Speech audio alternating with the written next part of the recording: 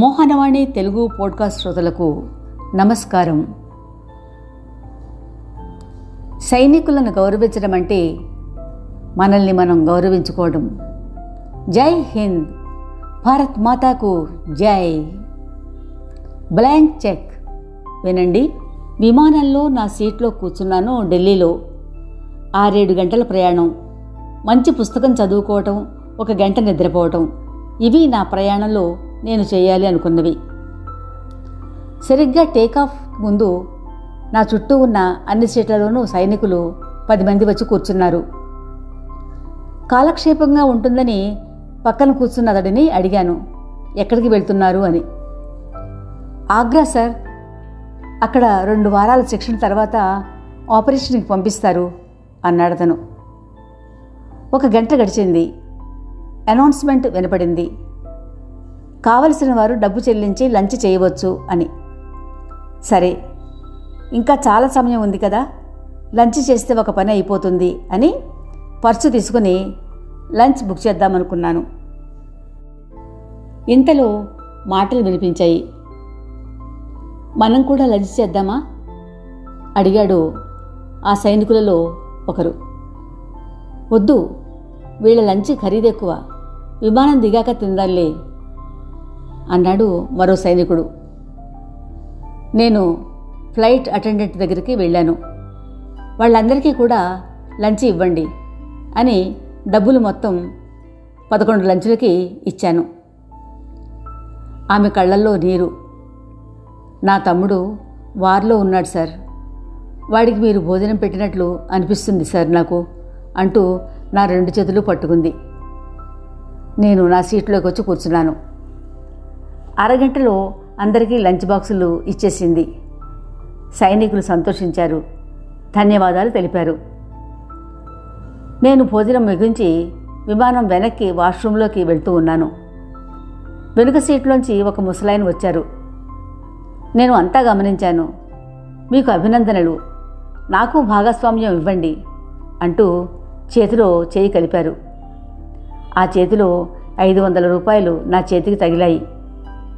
మీ ఆనందంలో నా వంతు అన్నారాయన. నేను వెనుకకు వచ్చేశాను. నా సీట్లో కూర్చున్నాను. 1 అరగంట గడిచింది. విమానం పైలట్ సీట్ నెంబర్లు వెతుకుతూ నా దగ్గరికి వచ్చాడు. నా వైపు చూసి చిరునవ్వు నవ్వాడు. మీకు షేక్ హ్యాండ్ ఇద్దామనుకుంటున్నాను. నేను సీట్ బెల్ట్ విప్పి లేచి నిల్చున్నాను. నేను గతంలో యుద్ధ విమానం పైలట్గా పనిచేశాను. అప్పుడు ఎవరో ఒక ఆయన మీలాగే నాకు భోజనం కొనిపెట్టారు. అది మీలోని ప్రేమకు చిహ్నం, నేను దానిని మరువలేను అన్నాడు.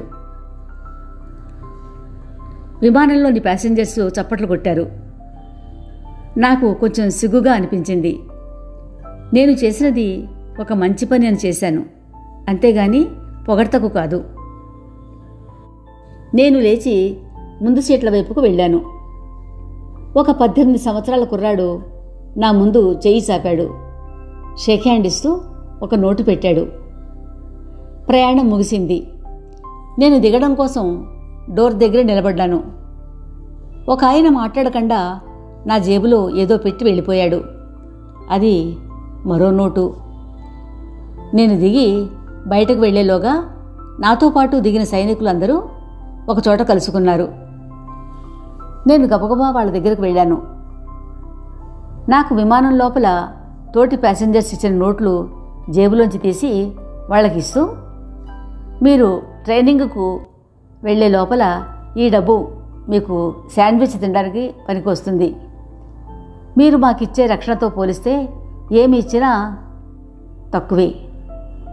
మీరు ఈ దేశానికి చేస్తున్న పనికి మీకు ధన్యవాదాలు. భగవంతుడు మిమ్ములను మీ కుటుంబాలను ప్రేమతో చూడాలని కోరుకుంటున్నాం అన్నాను నా కళ్ళలో చిరుతడితో. ఆ 10 మంది సైనికులు విమానంలోని అందరి ప్రయాణికుల ప్రేమను వాళ్లతో తీసుకుని వెళ్తూ ఉన్నారు. నేను నా కారు ఎక్కుతూ తమ జీవితాలను ఈ దేశం కోసం ఇచ్చేయబోతున్న వారిని దీర్ఘాయులుగా చూడు స్వామి అని దేవుని కోరుకున్నాను. ఒక సైనికుడు అంటే తన జీవితాన్ని భారతదేశానికి చెల్లించబడే బ్లాంక్ చెక్కు లాంటివాడు. బ్రతికినంతకాలము జీవితాన్ని చెల్లించే ఖాళీ చెక్కు. సైనికులను గౌరవించడం అంటే మనల్ని మనం గౌరవించుకోవడమే. జై హింద్, భారత్ మాతకు జై.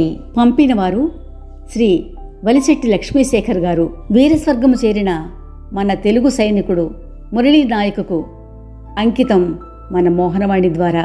మోహనవాణి తెలుగు పోడ్కాస్ట్ వింటున్న శ్రోతలందరికీ హృదయపూర్వక ధన్యవాదాలు. వినండి, వినిపించండి, వింటూనే ఉండండి మోహనవాణి తెలుగు పోడ్కాస్ట్. మీరు వింటున్నారు మోహనవాణి. మా కార్యక్రమాలు మీకు నచ్చితే ఇప్పటివరకు మా ఛానల్కి సబ్స్క్రైబ్ చేసుకోకపోతే వెంటనే ఈ క్షణమే సబ్స్క్రైబ్ చేసుకుని ఆ పక్కనుండే బెల్ బటన్ని మ్రోగించి అందరికీ షేర్ చేసి మీ విలువైన కామెంట్ను కూడా చేసి మమ్మల్ని ప్రోత్సహిస్తారని కోరుతున్నాను.